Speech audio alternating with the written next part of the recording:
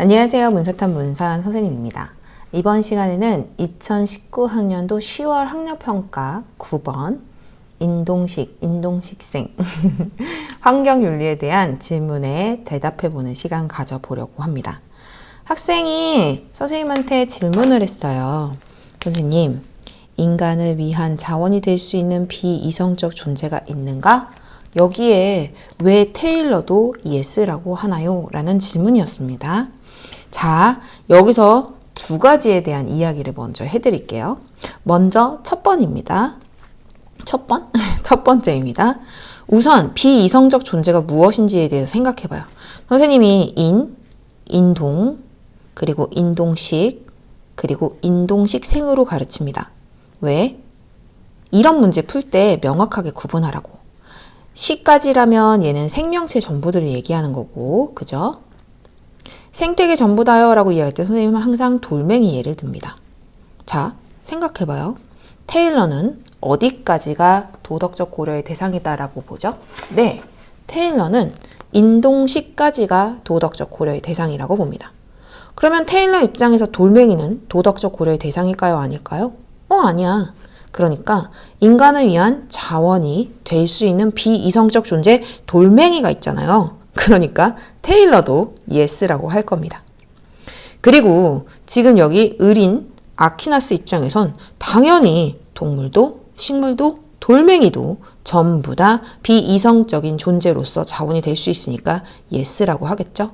그래서 답은 둘 다 yes라고 해야 되는데 지금 여기 칸 같은 경우에는 을은 yes라고 하고 그 다음 병은 no라고 해야 되는 이 내용이 들어가야 되니까 3번은 답이 되지 않습니다.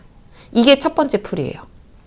그리고 두 번째 풀이는 실제로는 이렇게 명쾌하게 딱 시험 문제를 줍니다. 어떤 논란의 여지도 없게 무조건 답이 되게. 근데 여기서 선생님이 심화로 하나 더 이야기를 한다라면 우리는 수단적 존재와 수단으로 쓰는 것과 구분해야 돼요. 칸트가 그 얘기를 합니다. 인간을 수단과 동시에 목적으로 대우하여라 라고 말이죠.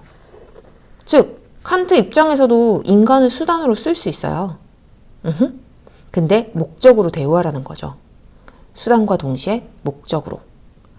물론 인간을 자원으로 쓴다라는 개념은 조금 해당되진 않지만 동물이나 식물이나 돌멩이나 자원으로는 사용할 수 있어요.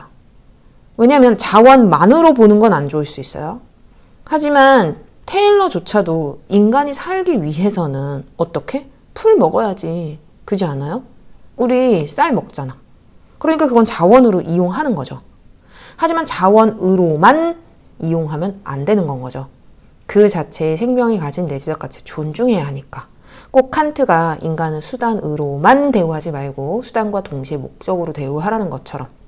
다만 칸트는 목적으로 대우한 존재가 인간밖에 없다면 테일러 같은 경우는 인동식까지가 목적으로 대우해야 되는 존재이죠.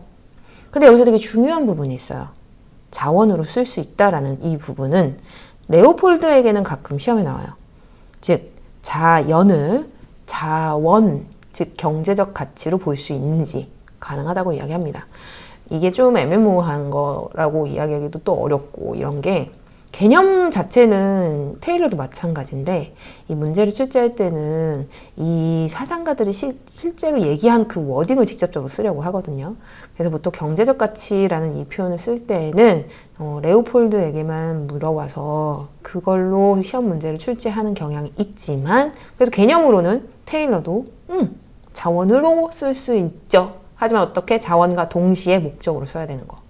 이거는 심화 버전이었으니까 두 번째예요. 하지만 아까 선생님이 첫 번째처럼 돌멩이도 자원이 될 수 있기 때문에 무조건 얘는 yes라고 해야 된다는 거. 이렇게 명쾌하게 시험 문제는 출제됩니다. 그러니 크게 고민하지 않으셔도 돼요. 애기들이 자꾸 놓치는 부분이 인동식을 왜 선생님이 이렇게 쓰느냐. 아, 맞다. 얘는 돌멩이도 여기에 들어갔는데 여기는 돌멩이는 여기 식생에는 근데 여기는 돌멩이 안 들어가는데 이렇게 구분하라고 선생님이 일부러 인동식, 인동식생 이렇게 가르치는 거거든요. 이걸로 구분하시면 어렵지 않을 겁니다.